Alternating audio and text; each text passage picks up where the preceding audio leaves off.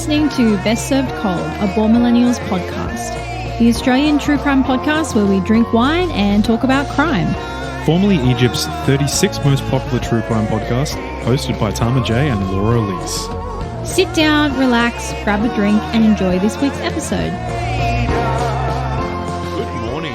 Hello, or evening. Yeah. Or sometime after midnight. Yeah, maybe you're a night crawler. This is like 2 a.m. for you. Maybe. No judgment from us. Yeah. Welcome to another week's episode of Best Served Cold, the true crime podcast where we drink wine and talk about crime. Hope you're all having a great week. I'm one of your amazing co-hosts and you're watching Disney Channel. Nice. Thanks. And I am your other co-host, Tama Tour, voted most likely to eat an entire family-sized lasagna in one sitting. Accurate. Mm-hmm. Accurate. I like it. How's your week been, Tama? It's been busy. It's been a busy time lately. We've had a lot of things on, a lot of working on. I feel like we just haven't had much time to just sit down. Yeah. I mean, I have, but Yeah. I've just been I'm working, blessed. man. Yes. Been Hashtag working blessed, a lot. Hashtag blessed. as Scott Morrison would say. How's your week? It's been okay. I mean, it's only the start of the week, so, you know, we've got a lot of week left, but I'm remaining quietly optimistic so far. Right. Well, hopefully you stay quietly optimistic. You know, what do they say? If you don't get excited, you can't get disappointed. Is that the... I think if you don't speak a wish, it comes true. Yeah, something like that. Who knows? Anyway. Before we jump into this week's episode, just a couple of housekeeping tips. I've even made myself a little list now so I don't forget what they are every week. I'm prepared. So if you're new around here, you can follow us on social media. You can check us out on all social platforms, Facebook, TikTok, Instagram, Twitter, at the BSC podcast. Give us a follow, share, tag us, all that fun stuff. I also realized I haven't mentioned for like the longest time that we used to do a segment where people would send in their own quick little recorded stories of connections with cults or serial killers or like hometown murder stories. We used to do it every week and then we forgot. Do you know what's crazy? Is why I think we're like soulmates. What? I was just thinking about this today. Wild. We're like, for some weird thing happens between us where we just like empathically feel things. Yeah. But yeah, we used to do that. We used to do all it. the time. We used to include it in every week's episode. And when we then, had, you know. And then I completely forgot. So if you are someone who's, you know, Nan was... I'm trying to think of alliteration. I can't. But if you have a, you know, close encounter of the serial killer cult kind or like a ghost story or something that you'd like to submit, feel free to get in touch. You can send us an email or a message. All we would need is like a super quick recording of you basically just telling your story. It's a chance for you to be featured on the show as well. Yeah. You get to tell your friends that you were on the show. You can hear your own voice. Which can be very confronting, but it's fun. Yeah. Yeah, we would also love it if you haven't already. If you wouldn't mind leaving us a review on Apple and or Spotify. I think those are the only two things you can review on. We would very much appreciate it. It does help boost the show in the charts and get it out to more people and all that jazz. And, you know, share our episodes on socials, tag Spotify, tag Apple and be like, yo. Yeah. Spotify. Because we're on up? all things social. So Instagram is where you can find a lot of our posts. And the last housekeeping thing before we jump into Tama's part 2 of his story. If you are new around here, we like to give a little disclaimer at the start that we do tend to favour the curse words on this show. Indeed. So if you are someone who does not like to hear the Fs and the S's and the MFs and the D's and the C's, then we would kindly request that you exit through the gift shop And please do not leave us a 1-star review on Apple. The frigs, the dans. None of that here. The shids. We go straight for the fucks. Yeah. No fucks given. All fucks given, in all fact, fucks actually. Given. All of the Mind fucks. You. So many fucks. No frigs given. No frigs all given. All of the fucks. Put it on a t-shirt. All fuck, no fudge. All right. So, this is, I guess, a continuation of what I talked about in my last my last episode. So if you haven't listened to that, I would strongly advise that you do listen to it, because it is a vital, I guess not a vital, but it is you kind of need it to make sense of the But it's also part. just a very interesting story, and you can listen to this whole segment and it's fine, but it's like to get the entire image of everything and the entire story, it's much more fulfilling.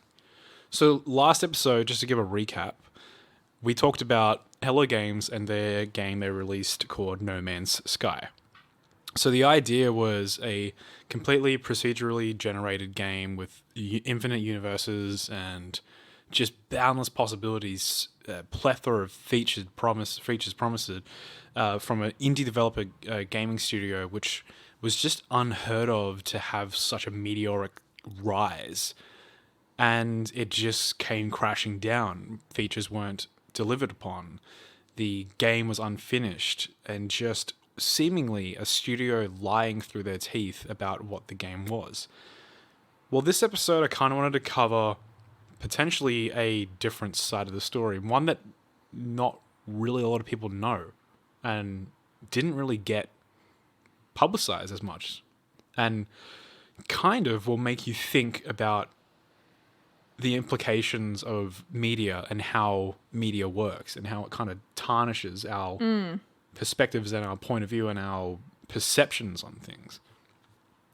So just to, I guess, gloss over all of that, we're going back to the perspective of Sean and Hello Games. So they just released Joe Danger 2, which was the sequel to their relatively successful game, Joe Danger. And it didn't go the way they wanted it to go, not really huge. And Sean, having worked on with EA and noticing that a lot of AAA games were falling into the sequel, just nothing but sequels, and just that stale repetitiveness, just didn't want to work on sequels anymore. So he began prototyping the game now known as No Man's Sky.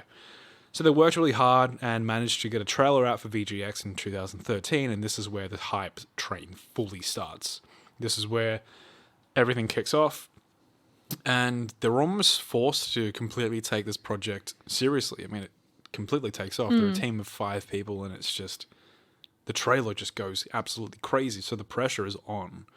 To add to the stress of this, Sean is in his late 20s and he starts a family. Now, during the entirety of the development of No Man's Sky, Sean would go on to have 3 kids. Jesus. 3 children. Pumping them out. While he's developing this game in a small studio he started in South England. That's my worst nightmare. So the team were expecting some well-deserved time off during Christmas break in 2013. However, things would not exactly slow down for them or be made any easier. In Christmas 2013, South England would see rain so bad it caused dramatic flooding all over, including the offices of Hello Game.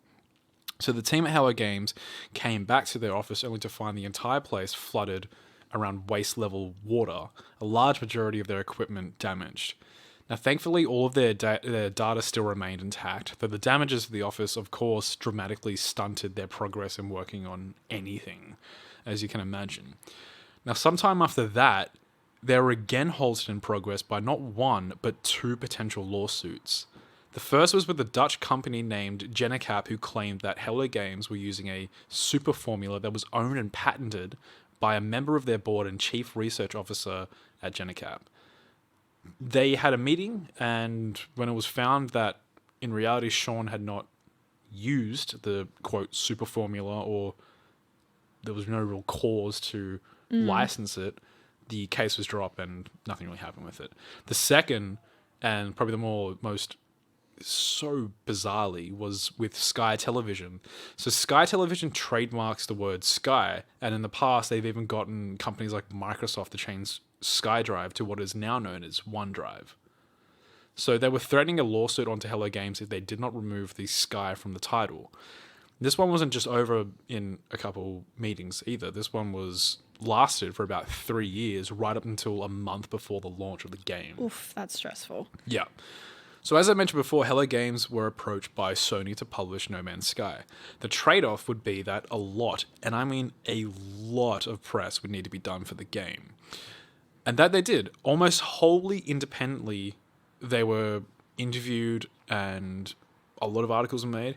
And I also mentioned how small the team was. They didn't have anyone who was literally qualified for PR. So ultimately it led to Sean Murray, the owner of the fucking company and lead developer, to do it himself. So now Sean and Hello Games are locked into a deadline with constant press, all while being a young developing studio, Sean himself being in his 30s and totally inexperienced for this kind of deal. But of course, how are you going to turn it down? This would have set the studio up for good. It's expanded the team, set up Sean's family. And I should mention too, and I'm not too sure if I mentioned this in the last episode, to get the studio going, Sean actually sold his house. So this was exactly what they were working towards. Yeah. This is the idea, get the company started, and this is going to be the game that sets us up.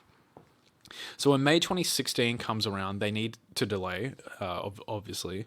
However, of course, they're going to need to get the time off. They aren't going to get the time they actually need.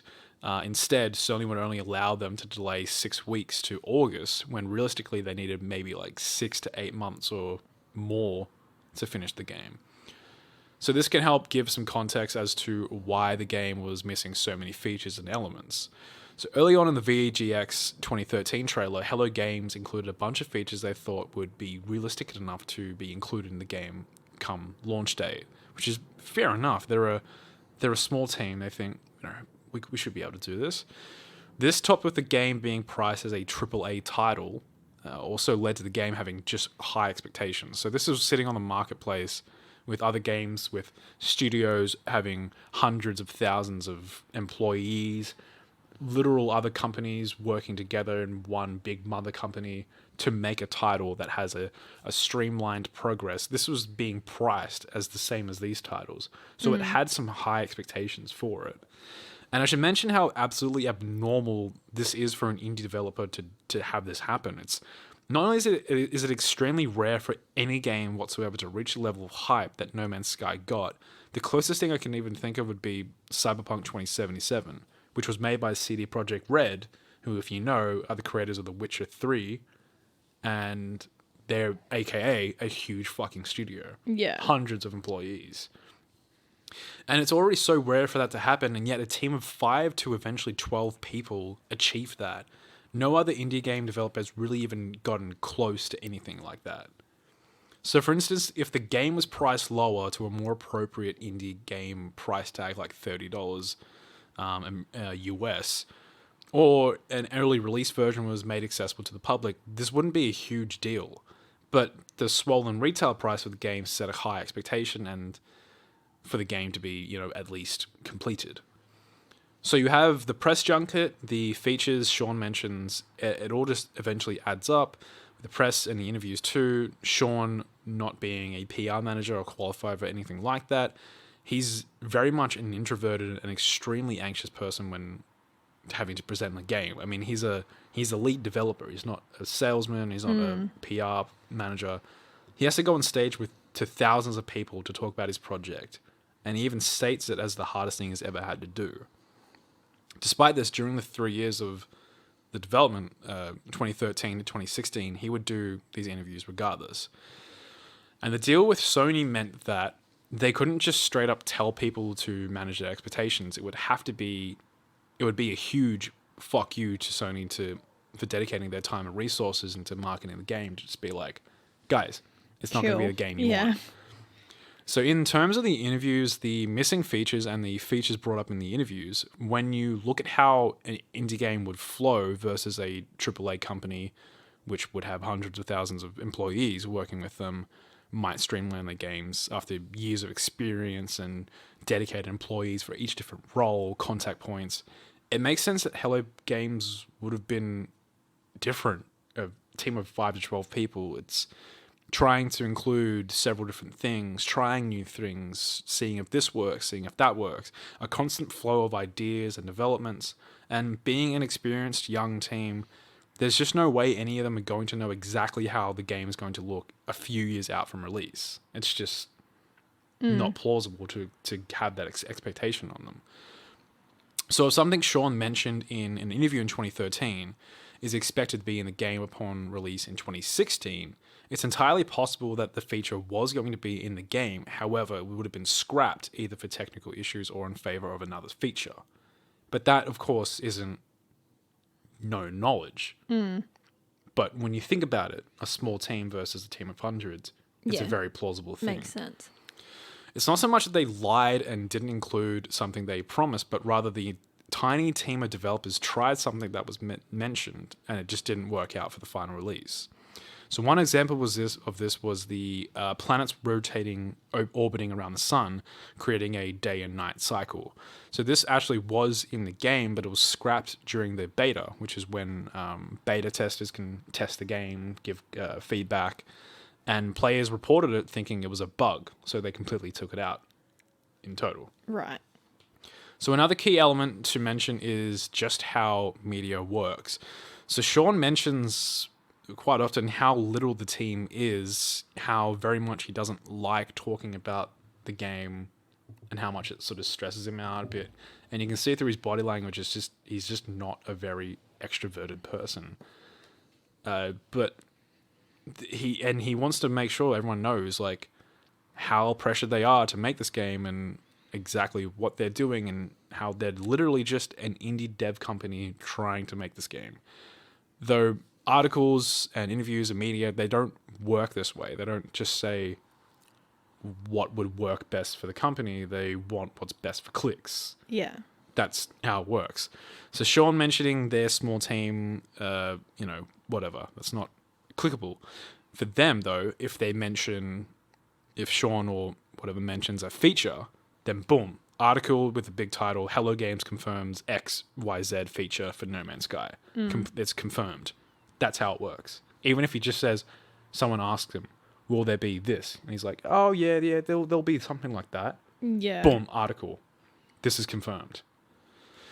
So having delayed the game already, it has to come out. It's unfinished, and the team know that. They're stressed, they're worried, and they're ultimately disappointed with where they're at. They're immediately met with hate, frustration, death threats, people showing up to their studio, people labeling Sean as a liar and a fraud, and their worst fears of disappointing the public is now a reality.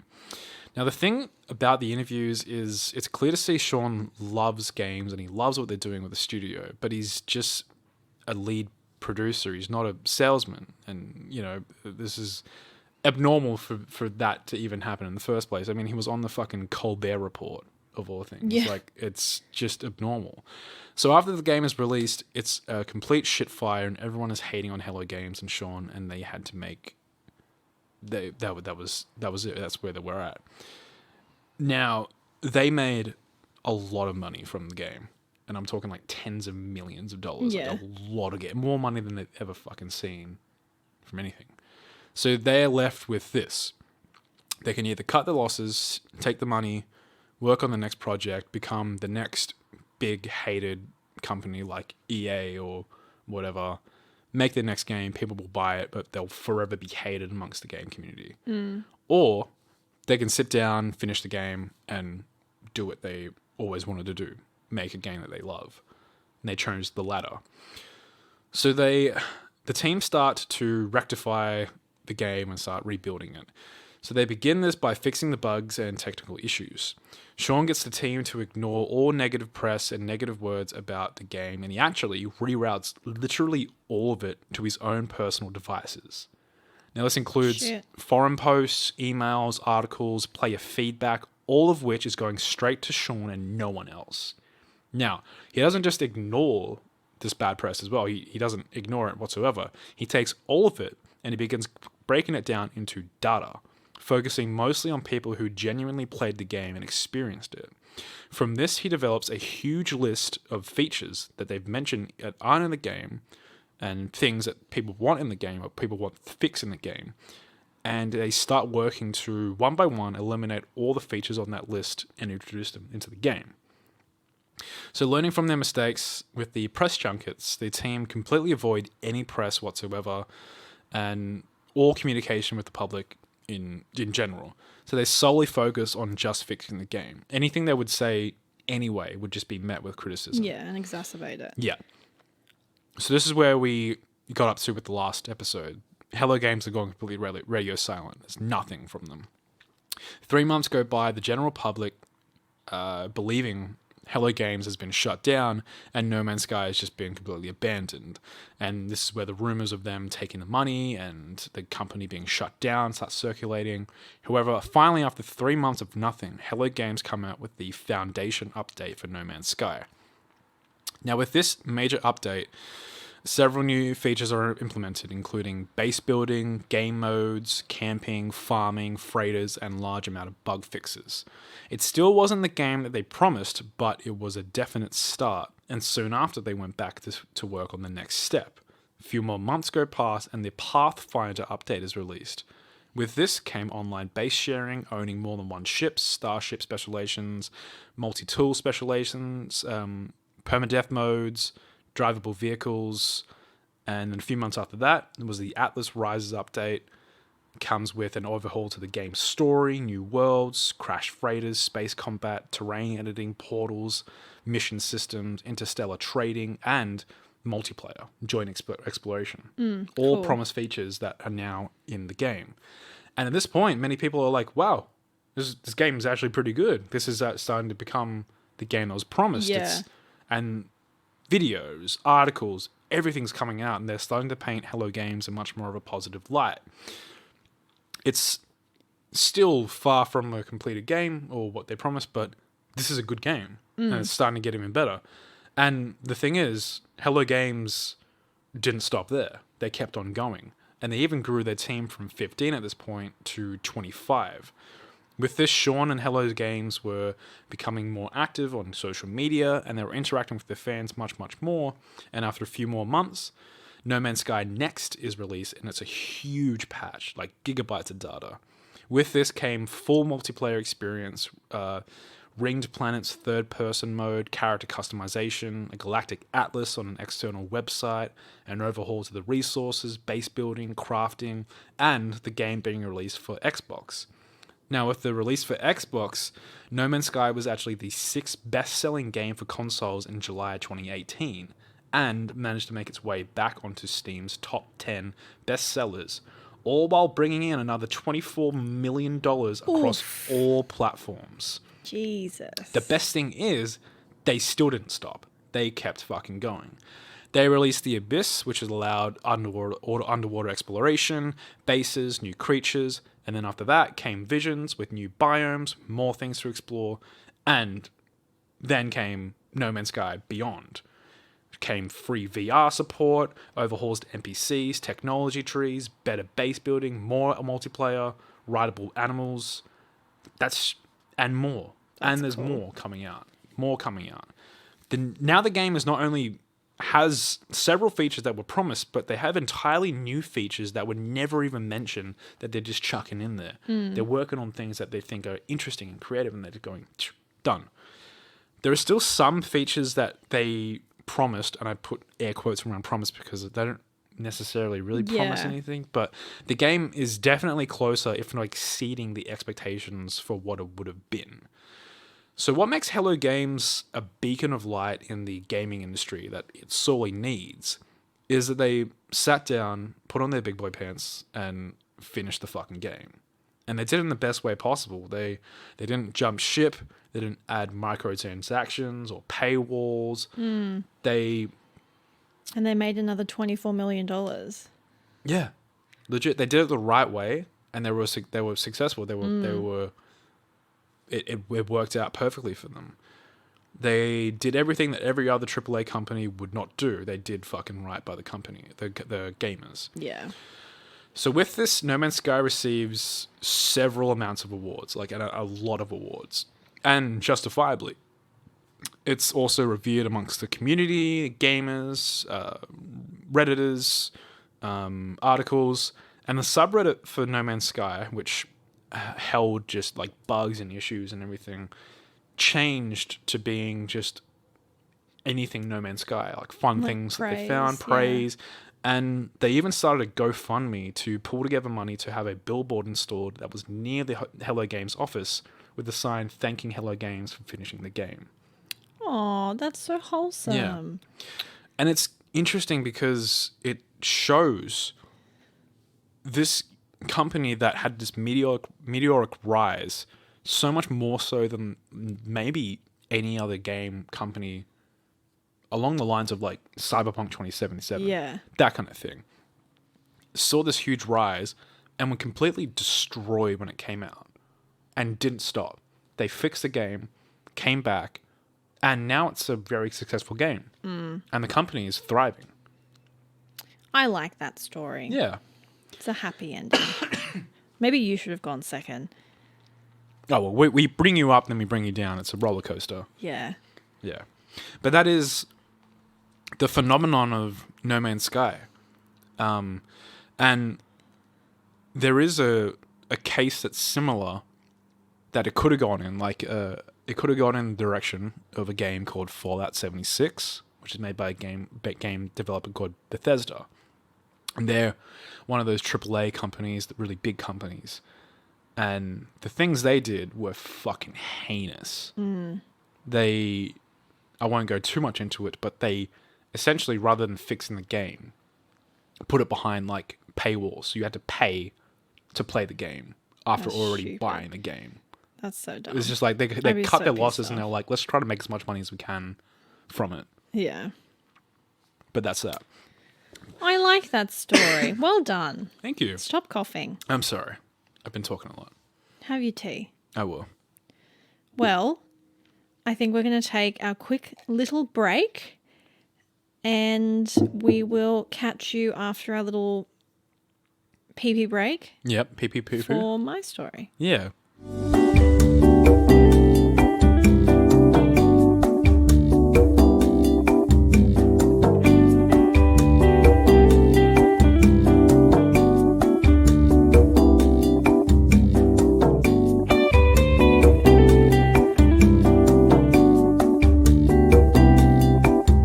All right. Welcome back. Welcome Welcome. back. What have you got for us today, Laura? Okay, so it's kind of sort of two stories that is one story, but it's two stories. It'll make sense when I get into it.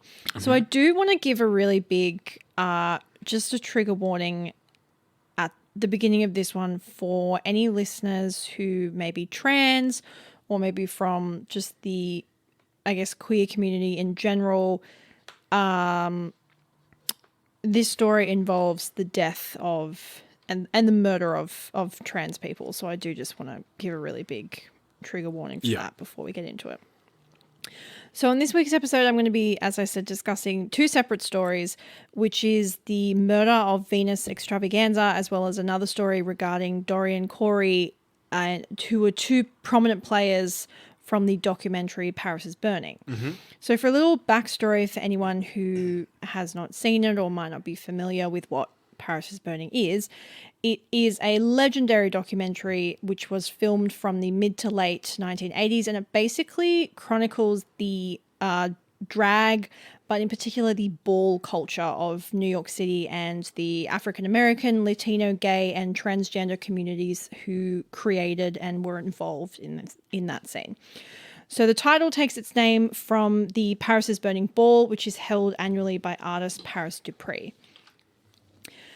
So the documentary is directed by Jenny Livingston, and the film itself alternates between footage of the balls themselves and then interviews with prominent members of the scene.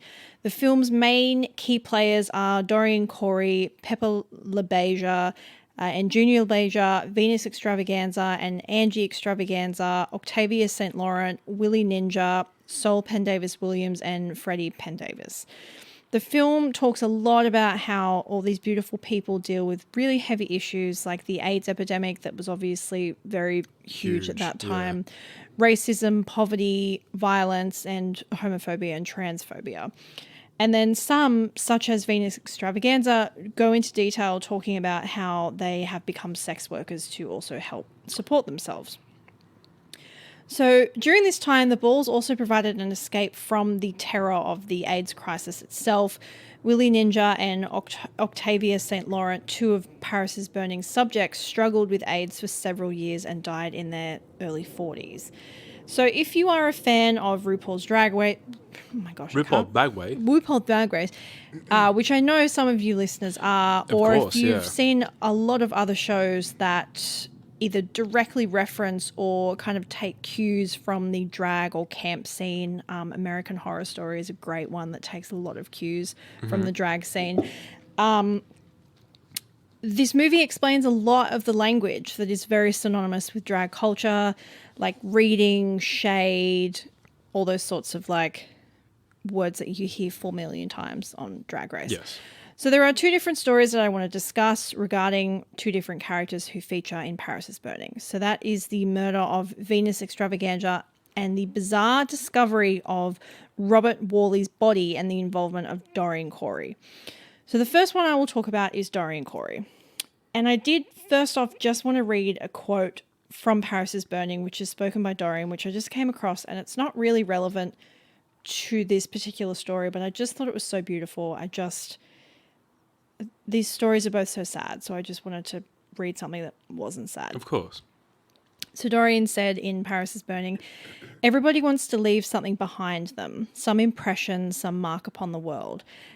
And then you think you've left a mark on the world if you just get through it and a few people remember your name. Then you've left a mark. You don't have to bend the world. I think it's better to just enjoy it. Pay your dues and enjoy it. If you shoot an arrow and it goes real high, hooray for you." That's nice. I thought that was beautiful. Yeah, that is very lovely. So Dorian Corey was born June 6, 1937 in Buffalo, New York. She studied fashion design at the prestigious Parsons School of Design and began performing in the 60s in an act called the Pearl Box Revue, where she performed with a live boa constrictor. By the 70s, Dorian is an absolute power player of the New York drag scene, going to win over 50 grand prizes from voguing balls with some seriously legendary looks. Wow. One of her most memorable looks that she's often remembered for was a feather cape, which was 9 meters by 12 meters. So she enters the stage wearing this cape and sheds down to a sequined bodysuit, and then two attendants raise the cape up on poles to produce a giant feathered tent that covers half the audience. Sick. Just amazing. Yeah. So an absolute pillar of the New York scene, and it's a tragic loss when in 1993, at the age of 56, Dorian Corey passes away due to AIDS-related complications. Now, you would think this is where the story stops, but it does not. In October of 1993, Louis Taylor, a fellow drag performer and Dorian's caretaker, in her final days before she passes away, enters Dorian's apartment. Taylor enters with two other men to go through Dorian's extensive costume and fabric collection to try and sell a small fraction of it. They rifle through the absolutely bursting apartment before coming across a large closet with a green plaid garment bag sort of folded over itself on the floor. Unable to physically lift the bag and not being able to find the zipper, they begin to cut into the bag with scissors and are instantly hit with a horrendous smell and call the police. Police arrive and begin to look into the bag properly, cutting through multiple layers of fabric, plastic, and faux leather before they finally properly uncover the contents of the bag. A partially mummified corpse in the fetal position with a single bullet hole in the head. Whoa. Within the bag, they also find multiple pull tops from what's called a flip-top beer can. So the popularity of these types of cans within the US was really from the 60s to 70s, which led detectives to guess that the body had likely been stuffed in the closet for up to 20 years. Holy shit. Despite the condition of the body, because it was sprinkled with a lot of bicarb soda and wrapped so tightly, all of the chemical reactions that happened don't really decompose. It's kind of partially mummified. Wow, that is amazing. Fingerprints are actually able to be taken, and the body is identified as Robert Worley. He was estranged from his family and hadn't been seen since 1968, which further solidifies the police's guess that he'd been shot around 20 years prior.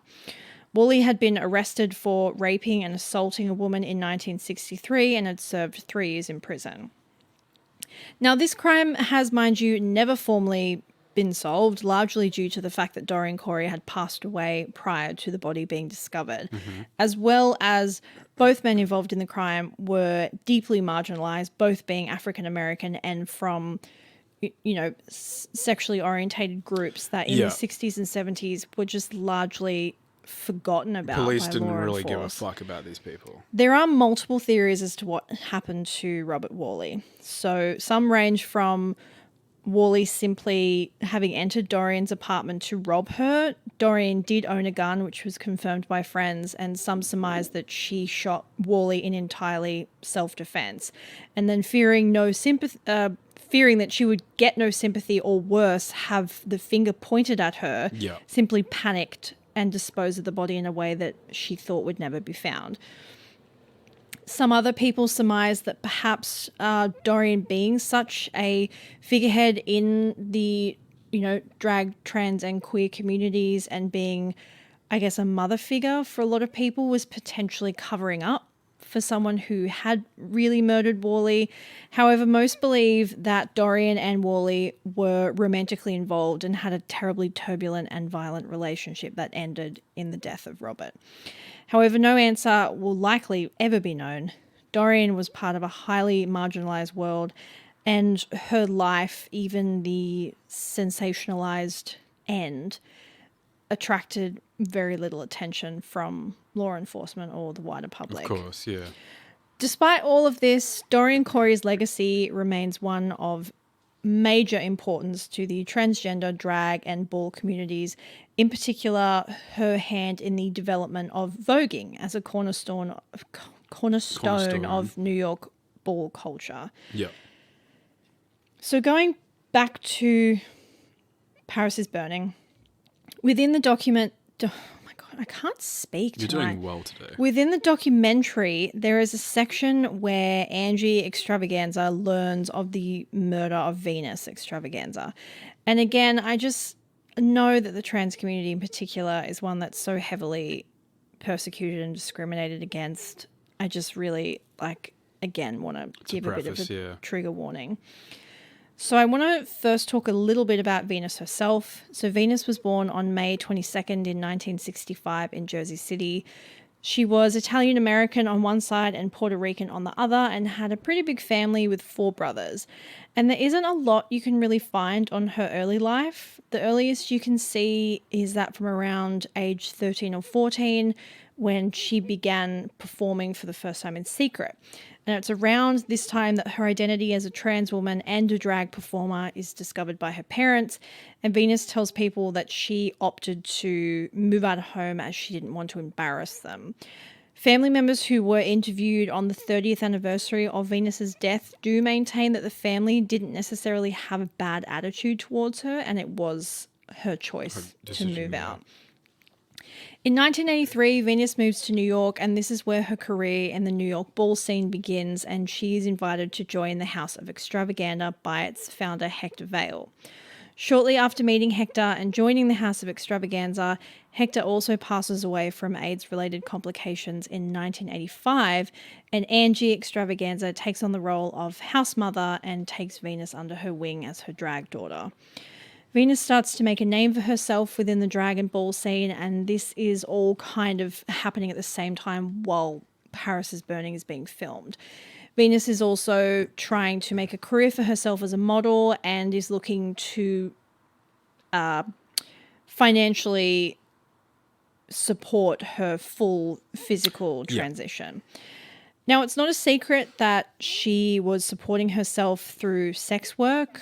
She's very open about this, and she was working as a sex worker at the time of her death. So combining Venus being a sex worker, a trans woman, and a prominent figure in the queer community, it's no surprise that it seems like very little was ever done to properly investigate her death. Yep. And there's also very little information surrounding her death available to review. What we do know is that on Christmas Day in 1988, at the age of only 23, Venus is found in the Duchess Hotel stuffed under a bed, and she had been strangled to death. At the time the news was discovered, Paris is Burning was still filming, and the final minutes of the film do include footage of Angie Xtravaganza reacting to the news of Venus's death. Angie was in fact the first person who the police approached to, quote, investigate her death. To this day, the murder of Venus remains yet another tragic loss of someone from the trans community who is very much cast aside by law enforcement. Angie surmised that it was highly likely that Venus was murdered by one of her clients who left with her body not being found for 3 to 4 days after her murder. In Paris is Burning, Venus herself describes a time that she narrowly escaped an attack by a man who discovered that she was trans, and it is possible that her murder had occurred in a similar situation. From what I could read, there were never any major suspects, nor did police ever really come close to apprehending anyone for Venus's murder.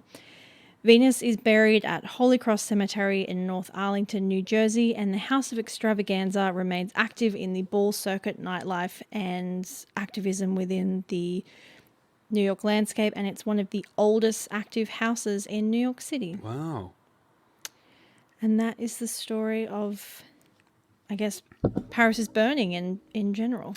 Yeah, and that's where, I guess, like, if you have heard the segments in RuPaul's Drag Race about the library and reading, that's kind of where it comes from.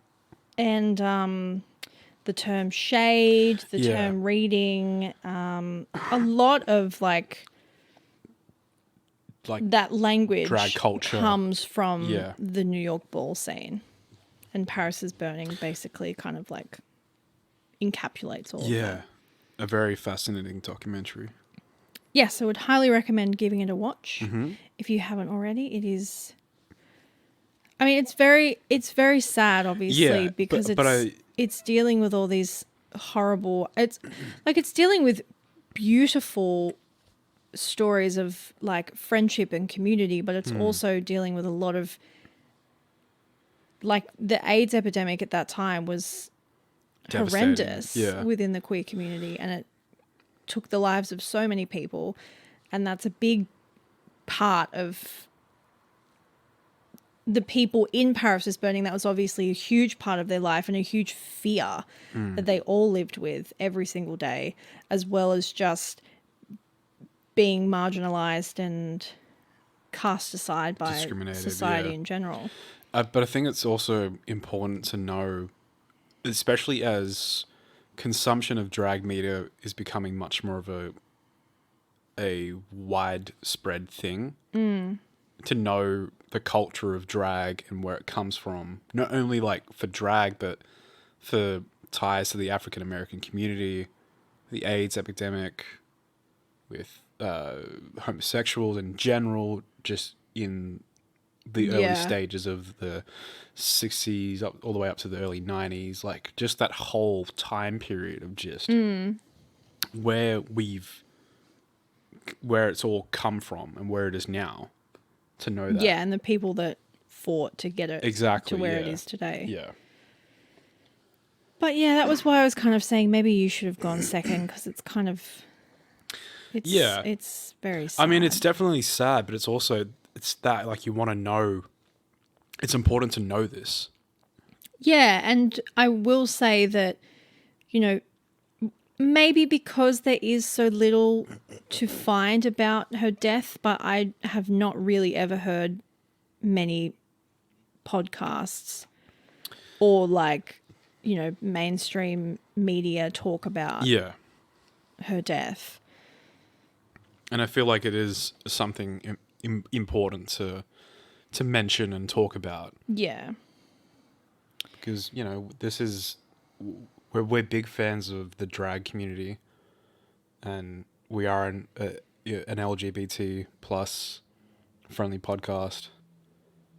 You know, and it's important to recognize where these communities come from, what they had to go through, and these significant stages in history. Yeah, and what they still go through. Exactly, sadly, today. Exactly. But anyway, this is the end of the cases segment of our show. So we basically just cover the cases and then we talk a bit at the end. This is where we sort of talk about just general things, the show, everything else. So if you're just here for the cases, then thank you very much for joining us. Please exit through the gift shop and we'll see you guys next week. And if you're here for the lovely voices of I and I. I and I? I and I. What about me? That's what I and I means. Oh, does it? Yeah. Oh, okay. I didn't get that. It's okay. You're just going to be more cultured. Welcome. Welcome, welcome. Stop coughing. I can't help it. You can. Keep it in. I can't. Yeah, it's been a busy time for mum and dad. For your podcast, mum and dad. Just been busy. There's been a lot on, and these cases in particular, like the No Man's Sky case, has been a big one. It's been a lot of notes for that one. A lot of research. Yeah, originally I was going to do it as a one episoder, and then I was doing the research for it, and I got literally like halfway through it, and I was like, this is already more than enough for one episode. Yeah. It has. I did realize today that it's gotten to the point now where I can't remember entirely. Yeah. We're going to have to start making a list of cases we've covered, because I was going to do... I was thinking of doing Richard Speck. Yeah. And now that I don't think we have covered him, but I could not be asked to scroll through like 100 episodes. Is there a way to find like out. to search it? I tried Googling Richard Speck and Best Served Cold and nothing came up, but... Because does anything else come up when you do that? Just a bunch of articles about Richard Speck. But if you did like Best Served Cold, like Ed Kemper, does anything come up at all? I didn't try. It doesn't come up, so maybe... Well, there you go. I don't think we have, though. I know I haven't, and I don't think you have.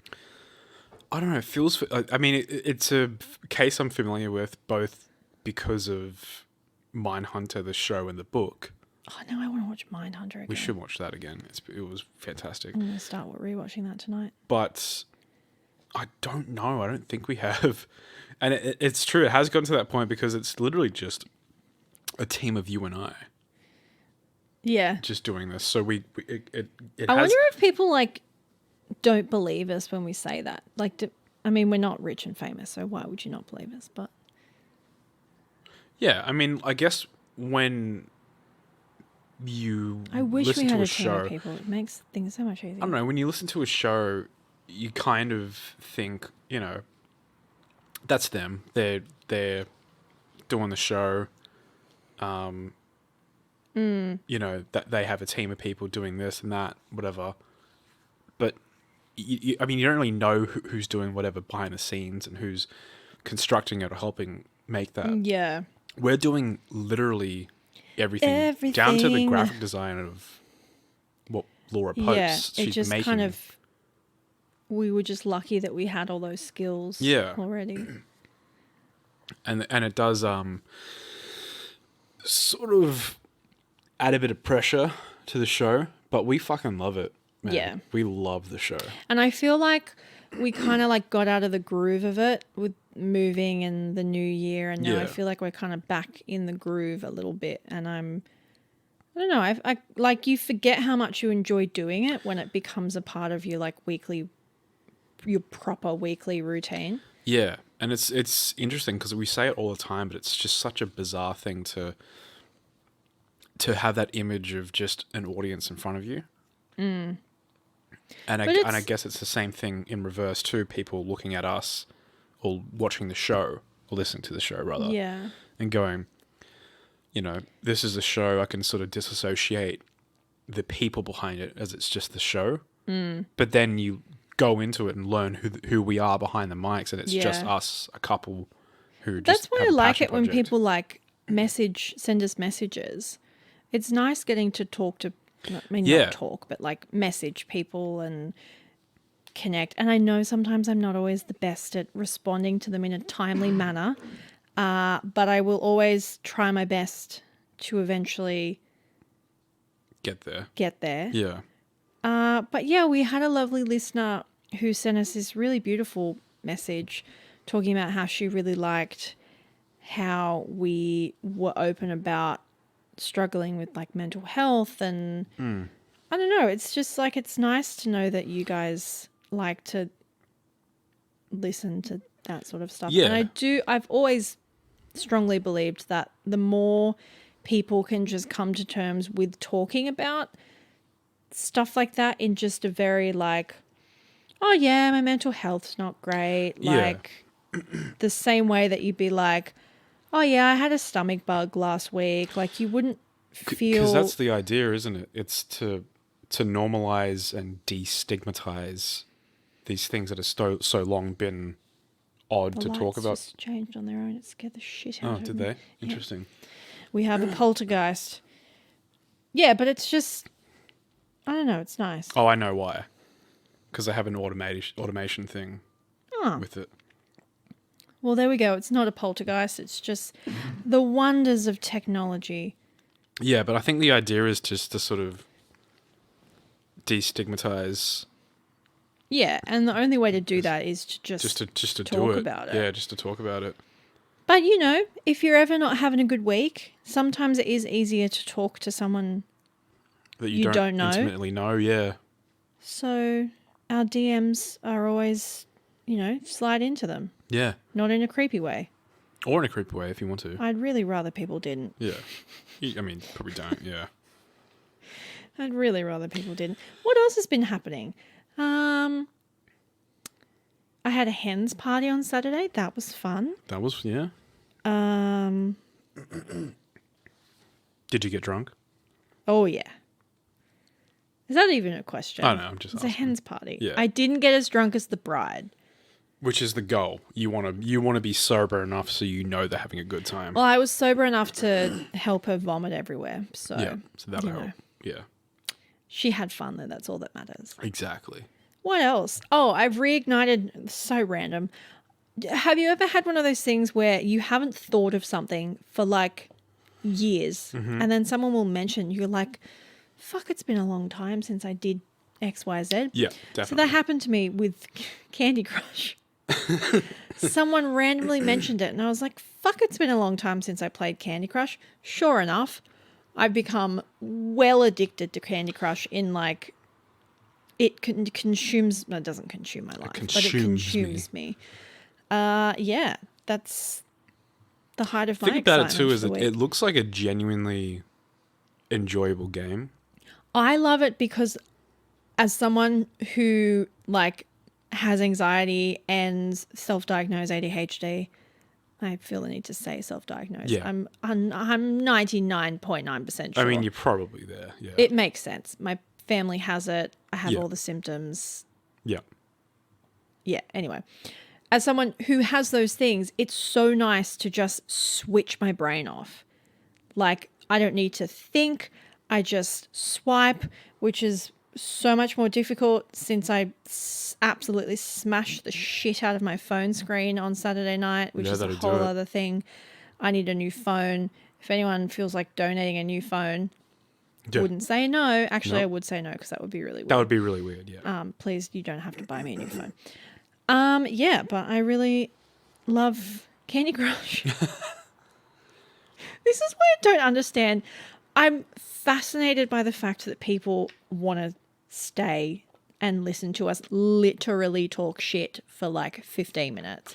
We hardly ever talk of anything of merit.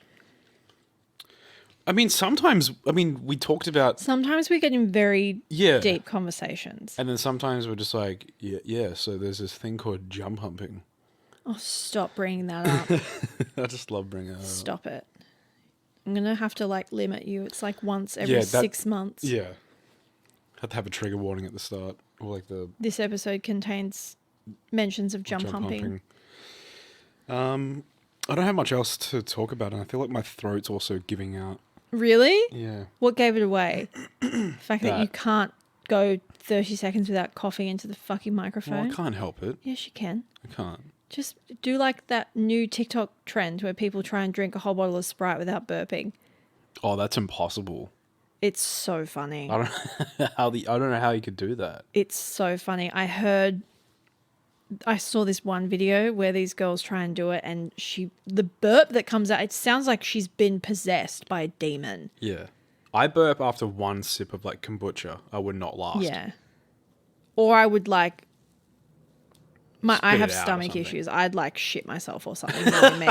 Like, it would like have a really. From drinking like a whole bottle of Sprite, you just shit who yourself. knows? It's me. Like It is true, yeah. I have so many stomach issues. It's not funny. It's either I'm not going to I'm not going to do that. I'm not going to talk about my bowel movements on the podcast. It is sporadic. Moving though. on. It is very Moving sporadic. on. That's a conversation no one wants to hear. Yeah. Or do you? No, Slide I'm into not. our DMs We're not talking and about that. No, ask questions about Laura's gastrointestinal issues. please don't. I mean, you can if you really want to. I have no filter. I also can't speak, apparently. At all. You haven't done any more of the clay cheeses, I'm just noticing. Oh, I haven't. If you That's haven't, partly because we're so broke right dead now. broke, but yeah, it is what it is.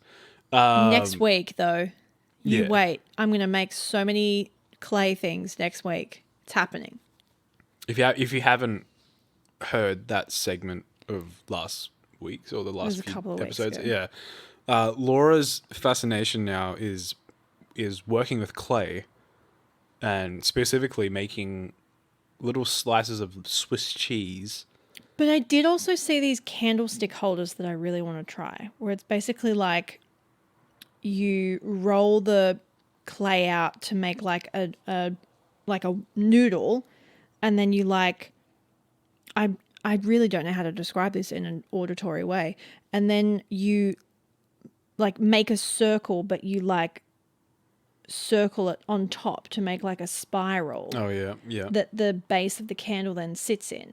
And they just look like cute little squiggle things. I want to make some. You little squiggle things. But I also need to get candles. I don't know. I just fucking love working with my hands, man. Doing creative things that have no end game is so good for my brain. Like, because I love doing creative things, but I have this really terrible habit of I'll do something and I'll be like, oh, wow, that thing that I made actually looked good. I'm going to try and monetize that. Yeah. And then, you get stuck in that old... Chestnut. What's it called? Pipeline, yeah. where you inevitably try and make money from it. Yeah, and you just don't end up not enjoying it. And you either fail at it and then it becomes depressing because you failed, or you do start making money from it, but then it becomes a chore and the initial joy you felt from doing that creative thing no longer exists. Like, I'm not going to even try and sell fucking slices of fake cheese. So something like that, being able to make that where there's no pressure, I'm like, I wouldn't dream of trying who's going to buy a piece of fake cheese that you can make yourself in like 2 seconds from a $4 piece of clay from Officeworks? I think we might have to start selling this as merch. Fake pieces of cheese. I think with a little BTS symbol on it. A BSC pod. Stop, symbol. because now I want to do that, or just make it and give it away to people. Yeah. But I mean, hey, you're the listener. If that's what you want. Look, I'm not made of money, but real talk, if you live in Australia, because postage is so expensive, if you want a piece of fake cheese, I will actually make you a piece of fake cheese and send it to you. There you go.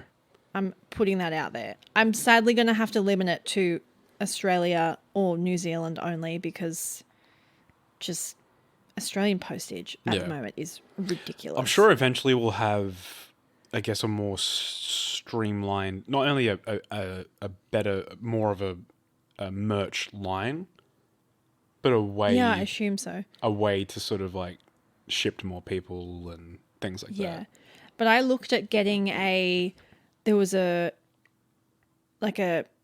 a Game Master screen. It was so beautiful for Dungeons and Dragons. Yeah. And it was like wooden and it was so beautiful. And it wasn't that expensive. It was like $80 for this like really lovely handmade beautiful thing where I was like, oh, maybe I'll treat myself. $250 for postage. Damn. From the States. Yeah, no. $250. That's like triple the cost of the actual item. Yeah, fam. It's ridiculous. No go.